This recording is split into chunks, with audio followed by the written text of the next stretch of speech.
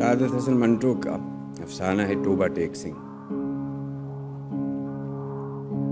بٹوارے کے 2-3 سال بعد پاکستان اور ہندوستان کی حکومتوں کو خیال آیا کہ اخلاقی قیدیوں کی طرح پاگلوں کا بھی تبادلہ ہونا چاہیے، یعنی جو مسلمان پاگل ہندوستان کے پاگل خانوں میں ہیں انہیں پاکستان پہنچا دیا جائے، اور جو ہندو اور سکھ پاکستان کے پاگل خانوں میں ہیں انہیں ہندوستان کے حوالے کر دیا جائے۔ معلوم نہیں یہ بات معقول تھی یا غیر معقول، بہرحال دانش مندوں کے فیصلے کے مطابق ادھر ادھر اونچی سطح کی کانفرنسیں ہوئیں اور بالآخر ایک دن پاگلوں کے تبادلے کے لیے مقرر ہو گیا۔ اچھی طرح چھان بین کی گئی، وہ مسلمان پاگل جن کے لواحقین ہندوستان ہی میں تھے وہیں رہنے دیے گئے، جو باقی تھے ان کو سرحد پر روانہ کر دیا گیا۔ یہاں پاکستان میں چونکہ قریب قریب تمام ہندو سکھ جا چکے تھے، اس لیے کسی کو رکھنے رکھانے کا سوال ہی نہ پیدا ہوا۔ جتنے ہندو سکھ پاگل تھے سب کے سب پولیس کی حفاظت میں بارڈر پر پہنچا دیے گئے۔ ادھر کا حال معلوم نہیں، لیکن ادھر لاہور کے پاگل خانے میں جب اس تبادلے کی خبر پہنچی تو بڑی دلچسپ چھمگوئیاں ہونے لگیں۔ ایک مسلمان پاگل جو 12 برس سے ہر روز باقاعدگی کے ساتھ زمیندار اخبار پڑھتا تھا، اس سے جب اس کے ایک دوست نے پوچھا، مولوی صاحب یہ پاکستان کیا ہوتا ہے، تو اس نے بڑے غور و فکر کے بعد جواب دیا، ہندوستان میں ایک ایسی جگہ ہے جہاں استرے بنتے ہیں۔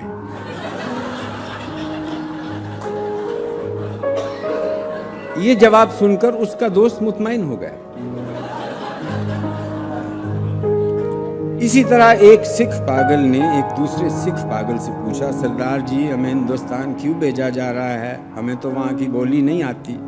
دوسرا مسکرایا، مجھے تو ہندوستانوں کی بولی آتی ہے، ہندوستانی بڑے شیطانی اکڑ اکڑ پھرتے ہیں۔ ایک دن نہاتے نہاتے ایک مسلمان پاگل نے پاکستان زندہ باد کا نعرہ اس زور سے بلند کیا کہ فرش پر پھسل کر گرا اور بے ہوش ہو گیا۔ بعض پاگل ایسے بھی تھے جو پاگل نہیں تھے، ان میں اکثریت ایسے قاتلوں کی تھی جن کے رشتہ داروں نے افسروں کو دے دلا کر پاگل خانے بھجوا دیا تھا کہ پھانسی کے پھندے سے بچ جائیں۔ یہ کچھ سمجھتے تھے کہ ہندوستان کیوں تقسیم ہوا ہے اور یہ پاکستان کیا ہے، لیکن صحیح واقعات سے وہ بھی بے خبر تھے۔ اخباروں سے کچھ پتہ نہیں چلتا تھا اور پہرے دار سپاہی ان پڑھ اور جاہل تھے، ان کی گفتگو سے بھی وہ کوئی نتیجہ برآمد نہیں کر سکتے تھے۔ ان کو صرف اتنا معلوم تھا کہ ایک آدمی محمد علی جناح ہے جس کو قائد اعظم کہتے ہیں، اس نے مسلمانوں کے لیے ایک علیحدہ ملک بنایا ہے جس کا نام پاکستان ہے۔ یہ کہاں ہے، اس کا محل وقوع کیا ہے، اس کے متعلق وہ کچھ نہیں جانتے تھے۔ یہی وجہ ہے کہ پاگل خانے میں وہ سب پاگل جن کا دماغ پوری طرح معاف نہیں ہوا تھا اس مخمصے میں گرفتار تھے کہ وہ پاکستان میں ہیں یا ہندوستان میں۔ اگر ہندوستان میں ہیں تو پاکستان کہاں ہے، اور اگر وہ پاکستان میں ہیں تو یہ کیسے ہو سکتا ہے کہ وہ کچھ عرصہ پہلے یہیں رہتے ہوئے بھی ہندوستان میں تھے۔ ایک پاگل تو ہندوستان اور پاکستان اور ہندوستان کے چکر میں کچھ ایسا گرفتار ہوا کہ اور زیادہ پاگل ہو گیا۔ جھاڑو دیتے دیتے ایک دن درخت پر چڑھ گیا اور ٹہنے پر بیٹھ کر 2 گھنٹے مسلسل تقریر کرتا رہا جو پاکستان اور ہندوستان کے نازک مسئلے پر تھی۔ سپاہیوں نے اسے نیچے اترنے کو کہا تو وہ اور اوپر چڑھ گیا۔ ڈرایا دھمکایا گیا تو اس نے کہا، میں ہندوستان میں رہنا چاہتا ہوں نہ پاکستان میں اس درخت پر ہی رہوں گا۔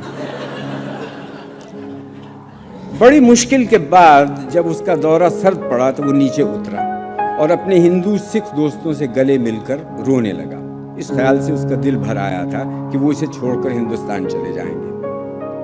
ایک MSc پاس ریڈیو انجینئر جو مسلمان تھا اور دوسرے پاگلوں سے بالکل الگ تھلگ باغ کی ایک خاص روش پر سارا دن خاموش ٹہلتا رہتا تھا، اس میں یہ تبدیلی نمودار ہوئی کہ اس نے اپنے تمام کپڑے اتار کر دفعہ کے حوالے کر دیے اور ننگ دھڑنگ سارے باغ میں چلنا پھرنا شروع کر دیا۔ چنیوٹ کے ایک موٹے مسلمان پاگل نے جو مسلم لیگ کا سرگرم کارکن رہ چکا تھا اور دن میں 15-16 مرتبہ نہایا کرتا تھا، یک لخت یہ عادت ترک کر دی۔ اس کا نام محمد علی تھا، چنانچہ ایک دن اس نے اپنے جنگلے میں اعلان کر دیا کہ وہ قائد اعظم محمد علی جناح ہے۔ اس کی دیکھا دیکھی ایک سکھ پاگل ماسٹر تارا سنگھ بن گیا۔ قریب تھا کہ اس جنگلے میں خون خرابہ ہو جائے، مگر دونوں کو خطرناک پاگل قرار دے کر علیحدہ بند کر دیا گیا۔ لاہور کا ایک نوجوان ہندو وکیل تھا جو محبت میں ناکام ہو کر پاگل ہو گیا تھا۔ جب اس نے سنا کہ امرتسر ہندوستان چلا گیا ہے تو اسے بہت دکھ ہوا۔ اسی شہر کی ایک ہندو لڑکی سے اسے محبت ہو گئی تھی، گو اس نے اس وکیل کو ٹھکرا دیا تھا، مگر دیوانگی کے حالت میں بھی وہ اس کو نہیں بھولا تھا۔ چنانچہ وہ ان تمام ہندو اور مسلم لیڈروں کو گالیاں دیتا تھا جنہوں نے مل ملا کر ہندوستان کے 2 ٹکڑے کر دیے۔ اس کی محبوبہ ہندوستانی بن گئی اور وہ پاکستانی۔ جب تبادلے کی بات شروع ہوئی تو وکیل کو کئی پاگلوں نے سمجھایا کہ وہ دل برا نہ کرے، اس کو ہندوستان بھیج دیا جائے گا، اس ہندوستان میں جہاں اس کی محبوبہ رہتی ہے، مگر وہ لاہور چھوڑنا نہیں چاہتا تھا، اس لیے کہ اس کا خیال تھا کہ امرتسر میں اس کی پریکٹس نہیں چلے گی۔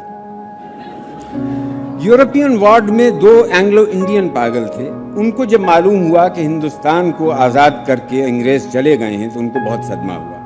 وہ چھپ چھپ کر گھنٹوں آپس میں اس اہم مسئلے پر گفتگو کرتے رہتے کہ پاگل خانے میں اب ان کی حیثیت کس قسم کی ہوگی، یہ یورپین وارڈ رہے گا یا اڑا دیا جائے گا، بریک فاسٹ ملا کرے گا یا نہیں، اور کیا انہیں ڈبل روٹی کی بجائے بلڈی انڈین چپاتی زہر مار کرنا پڑے۔ ایک سکھ تھا جس کو پاگل خانے میں داخل ہوئے 15 برس ہو چکے تھے، ہر وقت اس کی زبان سے یہ عجیب و غریب الفاظ سننے میں آتے تھے، اوپر دی گڑگڑ دی آنکس دی بیتیانا دی مونگ دی دال آف دی لالٹین۔ دن کو سوتا تھا نہ رات کو۔ پہرے داروں کا یہ کہنا تھا کہ 15 برس کے طویل عرصے میں وہ ایک لہجے کے لیے نہیں سویا، لیٹتا بھی نہیں تھا، البتہ کبھی کبھی کسی دیوار کے ساتھ ٹیک لگا لیتا تھا۔ ہر وقت کھڑا رہنے سے اس کے پاؤں سوج گئے تھے، پنڈلیاں بھی پھول گئی تھی، مگر اس جسمانی تکلیف کے باوجود لیٹ کر آرام نہیں کرتا تھا۔ ہندوستان، پاکستان اور پاگلوں کے تبادلے کے متعلق جب کبھی پاگل خانے میں گفتگو ہوتی تھی تو وہ غور سے سنتا تھا۔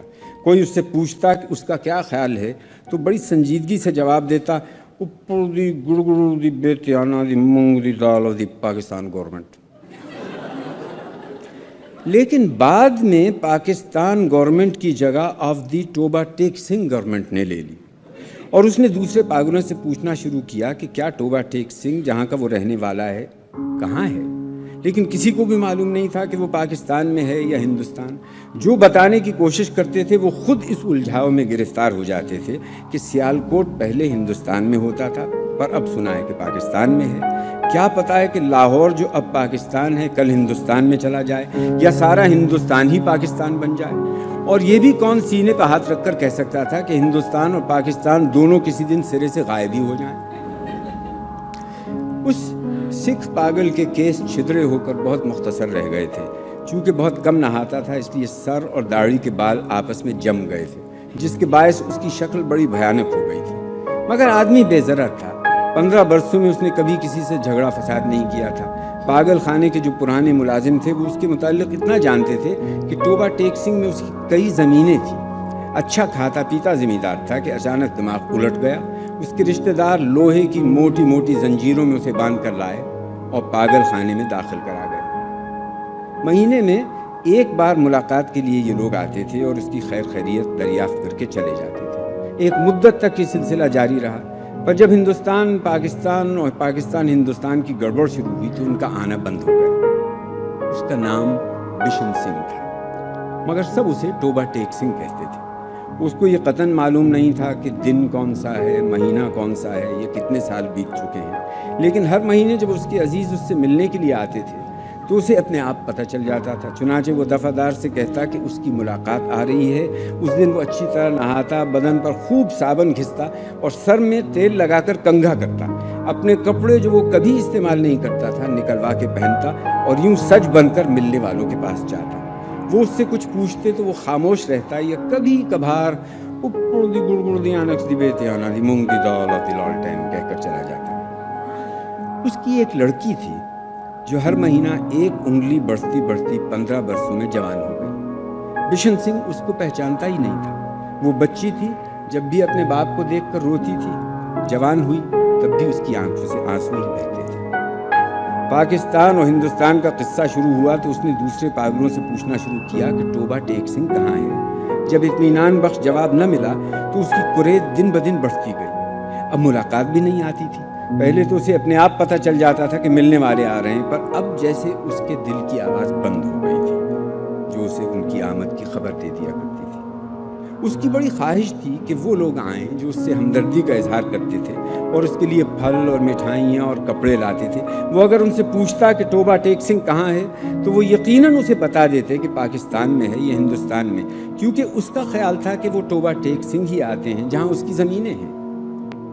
پاگل خانے میں ایک پاگل ایسا بھی تھا جو خود کو خدا کہتا تھا۔ اس سے جب ایک روز بشن سنگھ نے پوچھا توبہ ٹیک سنگھ پاکستان میں ہے یا ہندوستان میں، تو اس نے حسب عادت قہقہہ لگایا اور کہا وہ پاکستان میں ہے نہ ہندوستان میں، اس لیے کہ ہم نے ابھی تک حکم نہیں دیا۔ بشن سنگھ نے اس خدا سے کئی مرتبہ بڑی منت سماجت سے کہا کہ وہ حکم دے دے تاکہ جھنجھٹ ختم ہو، مگر وہ بہت مصروف تھا اس لیے کہ اسے اور بے شمار حکم دینے تھے۔ ایک دن تنگ آ کر وہ اس پر برس پڑا، اوپر دی گڑگڑ دی اینک دی بیتیانہ دی moong the dal of the واحے grow G the Khalsa and the واحے گرو جی کی فتح، جو بولے سو نحال ست سری اکال۔ اس کا مطلب یہ تھا کہ تم مسلمانوں کے خدا ہو، سکھوں کے خدا ہوتے تو ضرور میری سنتے۔ تبادلے سے کچھ دن پہلے توبہ ٹیک سنگھ سے ایک مسلمان جو اس کا دوست تھا ملاقات کے لیے آیا۔ پہلے وہ کبھی نہیں آیا تھا۔ جب بشن سنگھ نے اسے دیکھا تو ایک طرف ہٹ گیا اور واپس جانے لگا، مگر سپاہیوں نے اسے روکا۔ یہ تم سے ملنے آیا ہے، تمہارا دوست فضل دین ہے۔ بشن سنگھ نے فضل دین کو ایک نظر دیکھا اور بڑبڑانے لگا۔ فضل دین نے آگے بڑھ کر اس کے کندھے پر ہاتھ رکھا۔ میں بہت دنوں سے سوچ رہا تھا کہ تم سے ملوں، لیکن فرصت ہی نہیں ملتی۔ تمہارے سب آدمی خیر خیریت سے ہندوستان چلے گئے تھے، مجھ سے جتنی مدد ہو سکتی تھی میں نے کی۔ تمہاری بیٹی روپکار وہ بھی ٹھیک ٹھاک ہے، ان کے ساتھ ہی چلی گئی تھی۔ بشن سنگھ خاموش رہا۔